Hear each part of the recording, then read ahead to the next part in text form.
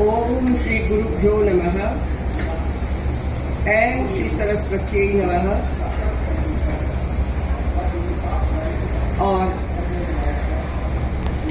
आप सब आदरणीय अतिथियों का स्वागत और मंच पर विराजमान सभी विद्वान विदुषियों का नमस्कार करती हूँ। यहाँ पर भी विदुषी विद्वान बैठे हुए हैं, सभी को नमन करती हूँ।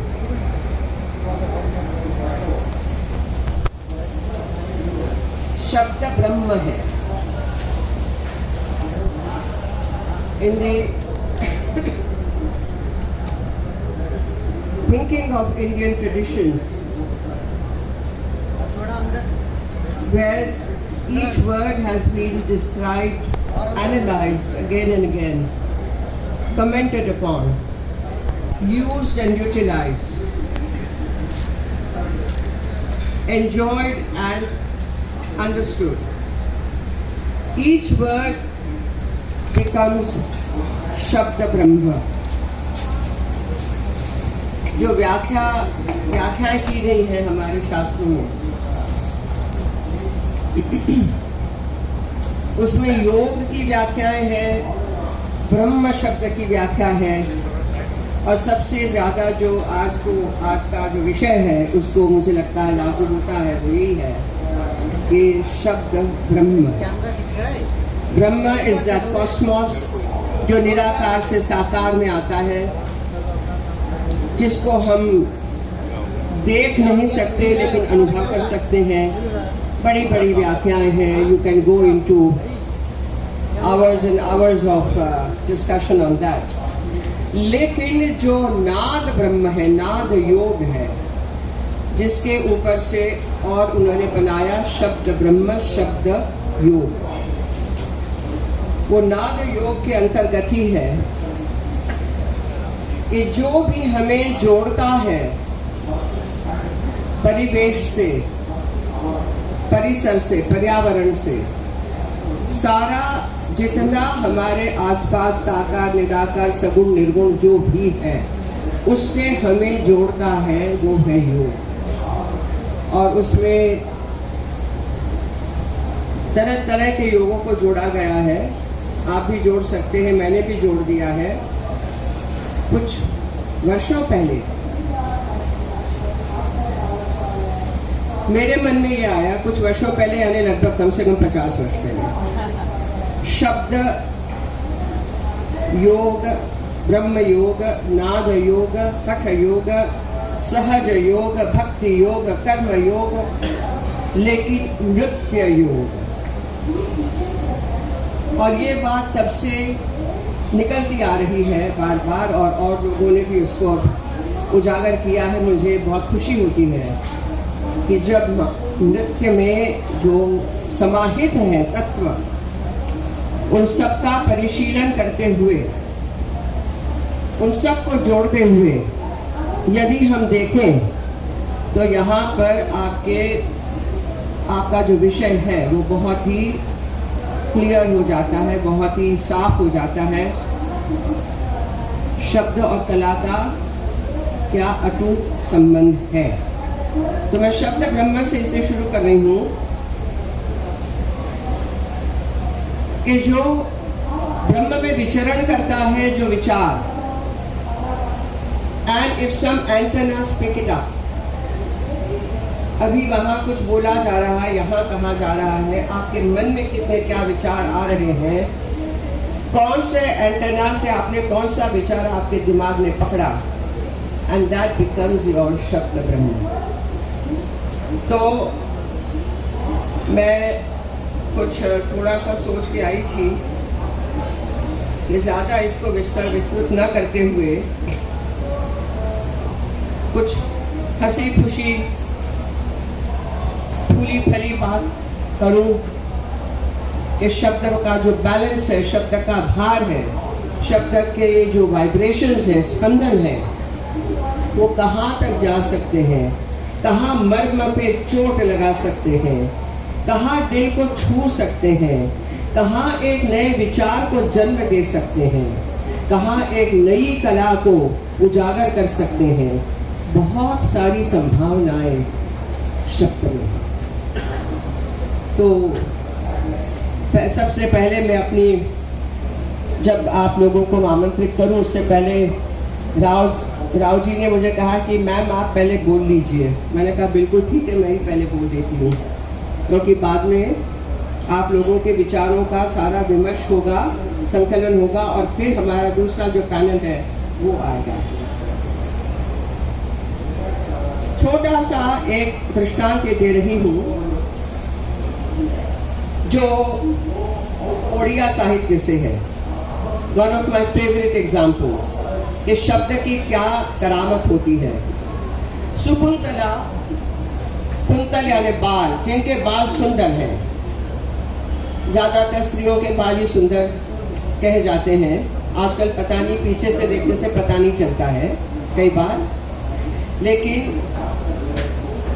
ये मध्यकालीन उड़िया साहित्य का एक छोटा सा वाक्य है, छोटा सा अंश है। सुकुंतला सुकुंतला नील कुटिल गहल चिक्कण लंब विभिन्न बास निवास। लंबे रेशमी चिकने काले घने बालों की समृद्धि में जब सुगंध भी सम्मिलित हो जाती है तो उस सुकुंतला युवती का क्या नजारा होगा। तो कहते हैं कि सुहृद मूढ़ बरही, बरही यानी मोर, मयूर, मूढ़ सोच रहा है अपने आप को होशियार, सुहृद मूढ़ बरही उच्च लख है बापाई। उस वक्त जब ब्रह्मा ने सृष्टि बनाई तो सबसे पहला जो मयूर था उसका एक ही रंग था, मेघ वर्ण। अब ये जो पहला मयूर सृष्टि का खूब गर्वित अपने रूप पर, और यहाँ सृष्टि की पहली युवती को, स्त्री को ब्रह्मा बना रहे हैं। कहीं जबा कुसुम से लेकर उसके ओष्ठ रंग रहे हैं, कहीं गुलाब के फूलों से गाल, कहीं अंजन लगा रहे हैं और कहीं काले मेघ से लेकर बालों को रंग रहे हैं। ऐसे में ये मूढ़ मयूर वहां पहुंच गया, नाचता थिरकता हुआ और बार बार चोंच मार मार के ब्रह्मा जी का ध्यान आकर्षित कर रहा है। अरे मुझे तो देखो, मुझे तो देखो, मुझे तो देखो, छोड़ो उसको। ब्रह्मा जी ने गुस्से में आकर उन्हीं उंगलियां जिसमें ये तरह तरह के रंग भरे हुए थे, मयूर, मूढ़ मयूर को धक्का दिया। मयूर तो अपने पंख फैला के नाच रहा था, पंख बिल्कुल एक ही रंग के थे। तो कहते हैं कि उस दिन से ब्रह्मा जी के गुस्से वाली उंगलियों के रंगों की छाप मयूर के पंखों में आ गई, और ये जो पंख है तब से मयूर पिच्छ, मयूर पंख के नाम से प्रसिद्ध हुए। लेकिन उसका इतिहास कवि की दृष्टि में ये है।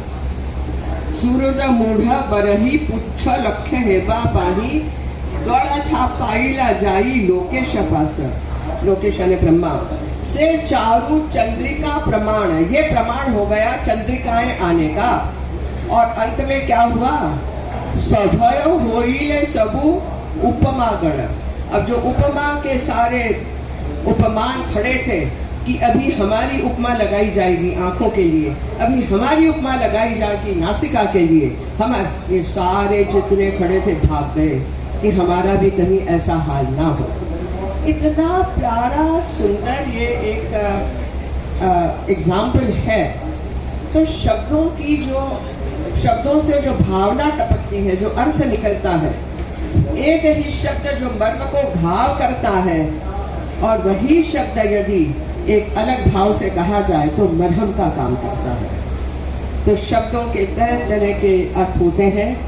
और मैं यहाँ पर एक आपको और सुनाना चाहूँगी, छोटा सा, जो मीरा का पद है, मेरा अति प्रिय है। इतनी गहन बात मीरा कह रही है। कहते तो है कि भक्तन थी, पागल थी, गाती फिरती थी, उसके तो कोई श्री के ऊपर मेरी सेज है, मेरा पलंग है, मेरा बिछौना है, सूली ऊपर सेज हमारी किस बिध सोवण होए। मैं कैसे सोऊं उस पे, क्योंकि गगन मंडल में सेज पिया की किस बिध मिलन होए। कि जो हमारे प्रियतम है, पिया है, वो तो गगन मंडल में छाए हुए हैं, उनकी सेज वहां है। मेरी सेज सूली के ऊपर है। सूली यानी दुख, दर्द, पीड़ा, जीवन के बंधन, सारा कुछ। ये मिलना कैसे होगा। और यही मुझे लगता है कहीं न कहीं जो भावुक हृदय है, जो कवि हृदय हैं, जो लेखक हैं, जो कलाकार हैं, वो कला के द्वारा अपनी बात रखते हैं। सभी के हृदय में कहीं न कहीं वो हर्ष भी है, वो पीड़ा भी है, वो अनुभव भी है।